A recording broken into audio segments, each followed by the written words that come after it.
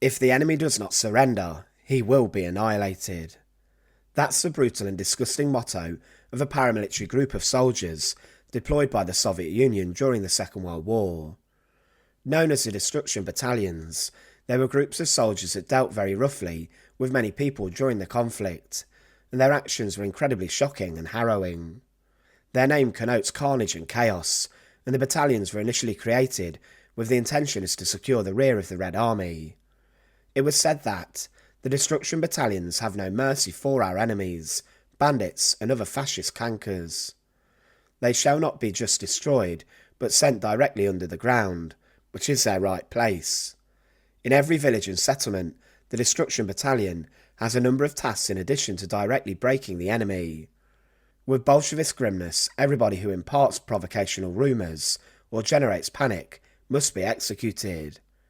Everybody who directly or indirectly helps the enemy must be found out and exterminated. But what is the story of the Destruction Battalions? Remember to support our channel. Please make sure to subscribe. Following Operation Barbarossa, and as the German tanks and infantry rampaged into the Soviet Union on the 22nd of June 1941, Stalin was shocked. He never believed that the Germans and Hitler would launch an invasion of his lands, but a state of war was immediately declared in the western lands of his country. With this, 2 days later, an order was issued warning people and soldiers against enemy paratroopers, and how they would mix with dissident parts of the population to conduct sabotage and cause chaos to the Red Army. Many capitalist kulaks, as they were known, were considered the enemies of Stalin's ideas, and many of these it was believed still held weapons and would turn against the Red Army. With this, the Red Army strengthened defences around headquarters, army buildings and communication lines. The Destruction Battalions were formed of volunteers as well as soldiers who were forced to staff the groups. There were no entry requirements, and there were a number of ranks and also some criminals that were drafted into the detachment.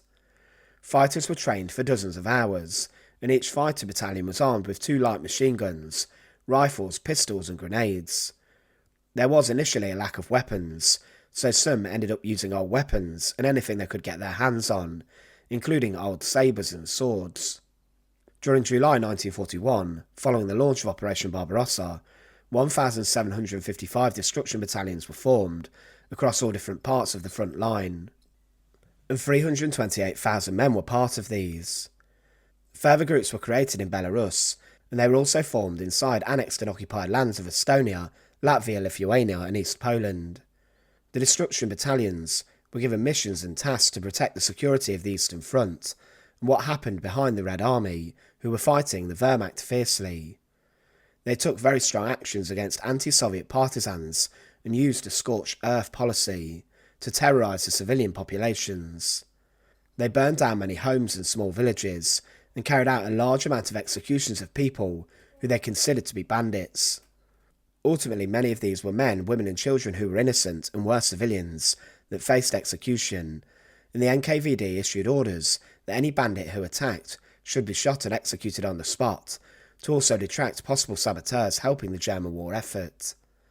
They would carry out large-scale killings and destruction to put people off going against the Soviet war effort. Inside of Estonia, they conducted huge-scale killings. During the Battle of Kartla, in which the Soviet Destruction Battalions took on the Estonian Forest Brothers, the Soviets conducted civilian killings. The battalion murdered 30 civilians and set fire to farms, after carrying out the systematic murder of civilians in the region. They burned all their buildings, and the Kartla farm was burned down, with the family members and staff inside who owned it and worked on it. Some were even tortured for more information, but more horror occurred in Estonia. One Estonian schoolboy had all the bones in his hands broken by the Soviets, and then was bayoneted to death for carrying an Estonian flag, and another man was subjected to an acid attack. Inside an Estonian village, named Virukabala, all the residents were killed, including young children. But these events and killings led to partisan groups rebelling against them, and wanting to get revenge on the Red Army, with thousands of men joining the Forest Brothers resistance group. During times, the Destruction Battalions burned many people alive, and murdered 1,850 people in Estonia, with many of them being innocent civilians, including women and children, but members also of the partisans. The aim of the Destruction Battalions was to take the fight to the armed resistance and people who were rising up. This included terrorising the civilians, and they saw this as a huge threat to their chances of forcing the German army back. They also took part in active combat in areas where the Germans broke through, and also established ambush points and secret guard posts, as well as carrying out recon and searches. In lands where the war had not yet reached, they kept guard and regular watches, and did arrest and torture many different individuals. Despite being very large in their size, they were not seen as an effective or efficient fighting armed force in the Second World War, and they did not quickly eradicate resistance in Estonia and defeat the Forest Brothers. They did provide assistance in the Second World War, and many people drafted into the Destruction Battalions were local people who knew the local landscape and the people of the area. The NKVD and army officials at the time did not have great knowledge of the local landscapes, and because of this the use of local men inside of Destruction Battalions was considered invaluable and useful. They did take part in campaigns after the war did turn against the Germans. They also took control in occupied lands after areas were liberated from the Germans. Stalin's Destruction Battalions were supposed to be the forces that kept the civilian populations in check, and they inflicted horror and suffering onto so many people. They carried out large-scale executions of the populations in public to make sure that people were kept in line. Stalin, throughout his time in power, had a great fear of sabotage and also people rising up and questioning him and his regime.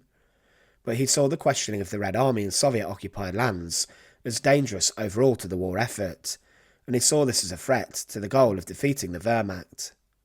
The Destruction Battalions were involved in massacre of the population and in burning down settlements and houses. Many unarmed civilians were burned alive inside of their farms and homes, following enactment of the scorched earth policies, and despite fighting against what they believed were crimes, they were completely brutal. The Destruction Battalions were even used to maintain law and order in the post-war landscape, and despite being subordinate to the NKVD, they were renamed the People's Defence because of their reputation for slaughter and chaos they got during the Second World War.